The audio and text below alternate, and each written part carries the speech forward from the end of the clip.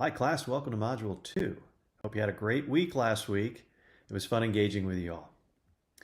We're going to be focusing on understanding ourself in this module, and we have some great readings and activities for you to participate in. As you recall, in our last module, we did talk about journaling and the wonderful opportunity it provides for reflection and increasing perspective and hopefully mitigating some biases that you may have. Let's talk a little bit about the journaling process to gain perspective in a little bit more detail. So as leaders in your own hospitality enterprise and as adults in your own personal life, we've all built up a bunch of experience, right? And we learn from these experiences, but it also depends on how we perceive these events and these experiences. As humans, we're selective in what we perceive, and these are called perceptual sets. And these sets influence our senses and feelings and needs and prior experiences and expectations, and they can also form stereotypes and biases. And it's these biases and stereotypes that can impede us from learning, right? So through reflection and through the power of journaling, we can increase our awareness of our biases and hopefully change them moving forward. So I'm sure you've heard the term self-fulfilling prophecy. It's a perceptual variable that can affect actions when expectations or predictions play a causal role. So maybe it's something you've heard about someone or an organization, and even before you meet them or visit the organization, you have this perception that exists already, and you haven't even experienced the interaction. And having these expectations about others can subtly influence our actions, and these actions in turn can affect the way we behave. So there's an activity that I share with students during in-class sessions, and perhaps it's something we can do during a virtual gathering in the future. But I share some attributes on a piece of paper, and I have them close their eyes, and I say, think about this person. This person is intelligent, they're skillful, they're industrious, they're determined, they're practical, they're cautious, they're warm. And they think about this individual, and they're like, oh, okay, yeah, okay, fine. And then I do the same exercise with the other half of the class, and they don't even know this interaction is occurring. And I share the same attributes, but instead of saying this person is warm, I say they're cold. And that one word, that one perception of that individual changes their whole view about this individual, whether they want to work with this person, whether they can be friends with this person, whether they feel this person is spirited or against them. It's one word, and they haven't even experienced this individual. They're just going by what they hear about this person. So perception has a major role in how we behave. So one of the things that we want to do is when we journal, make sure that we're not making decisions or we're behaving in a way that's based on perceptions that are unfounded or we haven't had the opportunity to experience them ourselves. So this is why we journal. The reason why we journal is because we want to go through this behavior and process of observing the actions we make and reflecting upon those observations. You see a picture there of Colin Powell, and he was in charge of a brigade years ago in the Army, and he was telling everybody to jump out of the helicopter and go down and do their mission, right? And before he let someone off the helicopter and had them jump, he failed to mention that everybody needed to make sure they were attached to the line so the parachutes could automatically open. He was so concerned about the mission of the organization and the mission of what was happening in that detail that he forgot about the details. And if that detail wasn't taking place, the whole infantry would have died because they wouldn't have been hooked up to their parachutes. So he reflected upon that, and he said, as a leader in crisis situations or even in training situations like this where there's high stress, details matter. So when we talk about perception and reflection, let's go over some terms here that should be common ground for us. Reflection deals with how we interpret are observations, and they involve much higher functions of evaluation and judgment. This is what we want to see in your journal writing. Perception is a meaning-making activity. Attributions are explanations we develop for behaviors we attend. Now, there are some errors that deal with attribution, and those errors are really the act of overestimating the causes of behavior and underestimating the environmental causes when others fail. For example, if we see somebody that's performing badly at work, we may assume that that individual just doesn't have the capabilities to get the job done. Is that really the case? Were they trained effectively? Were they coached effectively? Maybe that's the cause of the error, and it's not that individual. So those are some of the perspectives that we need to gain as managers and leaders. And the self-serving bias is claiming the external attributions for one's own failures and internal attributions for one's success. Oh, I did terrible on that exam because the teacher didn't prepare me effectively. Or was it the fact that maybe I wasn't fair to myself and I didn't give myself enough time to study, read, and do the proper work to prepare me for success in the exam? So when we journal, there's actually a science behind it. And this is why we ask you these questions at the end of the module. What did you do? What happened? How do you look at it now? How can this affect your future? And those are the primary questions we have at the end of every week, so you can relate the content to your personal experiences and your professional experiences at work. So some of the most successful leaders and managers, whether it be in or outside hospitality, they reflect all the time, and they take the time to reflect, whether it be a Sunday morning, a Wednesday afternoon, whatever works for their schedules, right? And they take the time to evaluate what actions took place during the week, what their observations were like, and how they can reflect to enhance their perspective. Maybe they made a decision that worked well and they want to learn from it. Maybe they made a decision that didn't work well and they're trying to learn from that as well. So the act of reframing problems, gaining multiple perspectives, and or better understanding is all gained through this process of reflection. And it's often ignored. It's ignored because we're in this hamster wheel. And all we're doing is going around and around and around trying to meet our goals and objectives. And then we do that for a year or two. And then all of a sudden we're like, hey, is this wheel moving in the right direction? Am I slowly moving away from what inspires me or what makes me happy or my success? And sometimes we need to pause and get out of the hamster wheel and say, am I moving in the right direction? Is the organization I'm leading moving in the right direction? Are the people that are working with me, are they inspired and moving in the right direction? And we can only do that if we take the time to reflect. Intentional reflection is necessary. It enlightens leaders of experiential benefits that initially may not be considered relevant, right?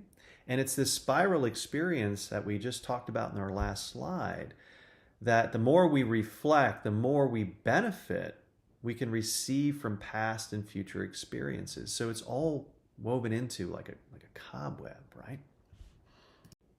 And we would look at some of the most prominent leaders in our space over time. And they have some wonderful quotes, and let's reflect upon them right now. Leadership and learning are indispensable to each other. JFK. So congratulations for taking this class. Leadership is a process, not a position. Don't think of your role as a leader or a manager in your space as a position. It's a process that keeps on evolving, that keeps on developing. And you want to bring people along with you on that process. That's really important to understand. If your actions inspire others to dream more, learn more, do more, and become more, guess what? You're a leader. Innovation distinguishes us between a leader and a follower. Here's a question for you. If you don't have anybody that's following you, if you have no followers, are you a leader? That's a rhetoric question for you to consider. Leaders instill in their people a hope for success and a belief in themselves. Positive leaders empower people to accomplish their goals. Let's be one of those. So here's the question of the week. Why do smart leaders fail? Well, we have an understanding of why not so smart people fail, right? But why do smart people fail? They have all the experience, they have all the intuition, they have the street smarts, the book smarts, they can analyze really well, but why do they fail? Well, some may say they don't know how to handle their emotions or the stress of the situation. And that's called emotional intelligence. And that is key in leadership success and management success and for organizations to prosper. So when we're taking a look at a principle or a practice to make sure that we have in our daily lives, it's checking ourselves and making sure we have the emotional intelligence to handle stressful situations. So let's review how a number of top researchers in the field define the complexity of emotional intelligence. They say it's a group of mental abilities that help people recognize their own feelings and those of others. Some may say it's a degree in which thoughts, feelings, and actions are aligned. I like that. And it's intelligent that's beyond analytical. It includes self-motivation, persistence, mood management, the ability to adapt and change. We know one thing that's constant, and that's change, right? And it emphasizes on getting along with others and that it's imperative to success in life. I like that. So when we take a look at some researchers and practitioners alike, this is what they agree about emotional intelligence, or EQ. It can be developed, but it's difficult to change. When leaders' thoughts and feelings and actions are misaligned, they in turn become ineffective. Emotional intelligence play important roles in the leadership success. It helps bring emotion and the humanistic element back in the workplace, which is important. There was a period of time where you couldn't be emotional in work. You couldn't show empathy. It was very linear or black and white, right? But we're seeing that change. And in fact, bringing emotion back into the workplace, as long as it's not disruptive, has a humanistic element to it and can bring people together and create some wonderful bonds that are important. And EQ moderates employees' reactions to things like job insecurity and their coping ability towards job loss and related stress. So we talked a little bit about the implications of emotional intelligence. We know it's important. But how do we know where we fall on the emotional intelligence scale? Is it something we need to work on? Is it something that we can lean into and because of it be better in what we do? Well, we have 4 areas we can focus on. One is the ability to recognize, appraise, and express emotion in oneself. And that's often regarded as emotional self-awareness. Are you aware of your emotions, both in the workplace and in your personal life? I don't know. Maybe you are. The other area is the ability to recognize and appraise that emotion in other people. And by doing so, do we recognize when people are excited, frustrated, down, eager to do something? And by doing so, that changes the way we communicate with the individual. We can't communicate with the individual the same way for every person because their emotional levels are different. So keep that in mind. The third area is the capacity to regulate emotion in oneself. And that includes the ability to control and rapidly recover from acute emotional experiences. If you get a call, like in my case, from the principal's office because my daughter or my son is acting up. Now, that's a hypothetical situation. It hasn't happened yet. It may, okay?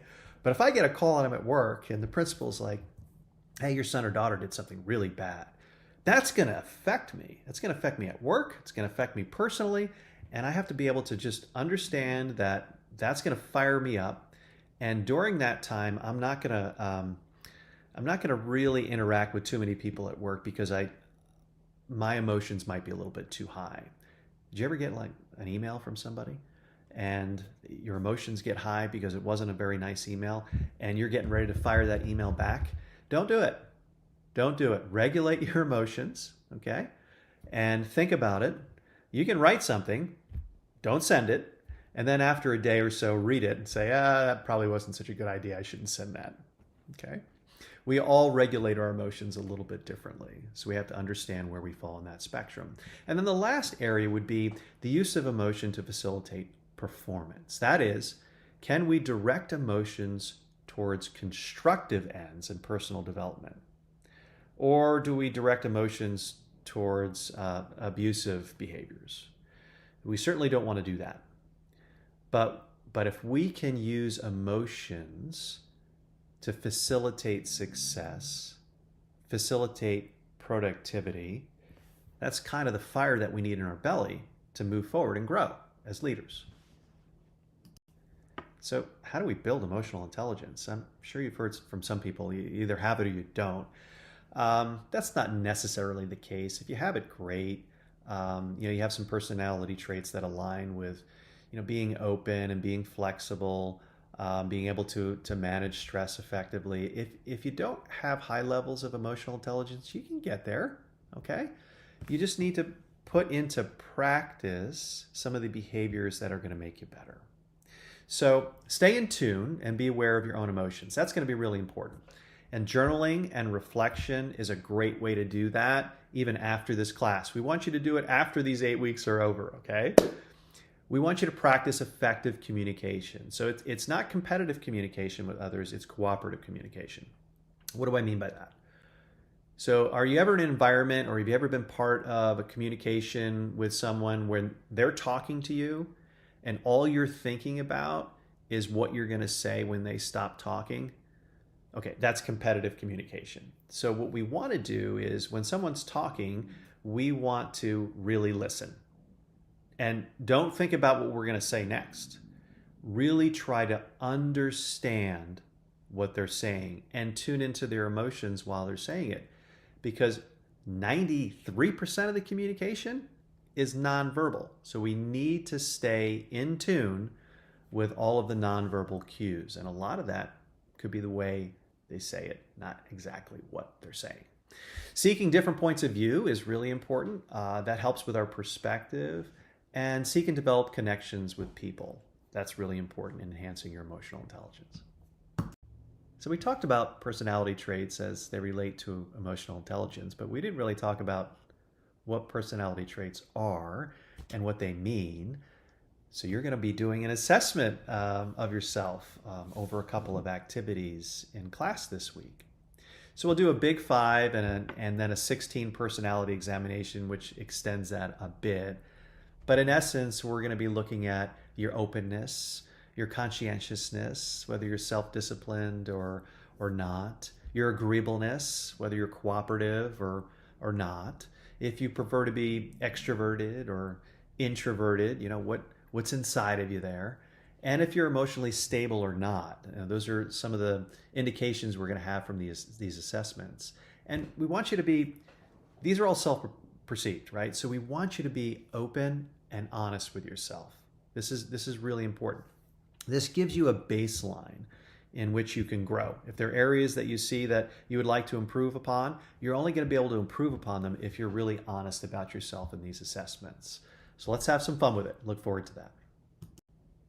This week's module will also have you complete a course and earn a certificate in executive leadership from LinkedIn Learning. And why we chose executive leadership is because we're going to use some of these competencies in this course to help support our module or outcome in trying to understand competencies for yourself to be successful. So we'll talk about the 4 disciplines of executive leadership, how to think strategically, creating shared purpose within your organization, inspiring confidence, even under pressure, right? And that's why emotional intelligence and understanding that is also important. motivating and communicating, establishing priorities and focus, leading change, and the constant evolution of developing yourself. I hope you really enjoy this course. So this week, just like all weeks, you're going to have a discussion post, and it's going to follow the same timeline and deadline. So Wednesday, it's the initial post. Thursday, it's the question to one of your peers, and Friday, it's a response to that question. So this week, included in your initial post, is going to be some of your most prominent traits revealed by the assessments that you took. How have these traits helped you advance in your career? And are there traits you wish to develop to assist with your personal career mobility and success in your current role? Let's have some fun with this.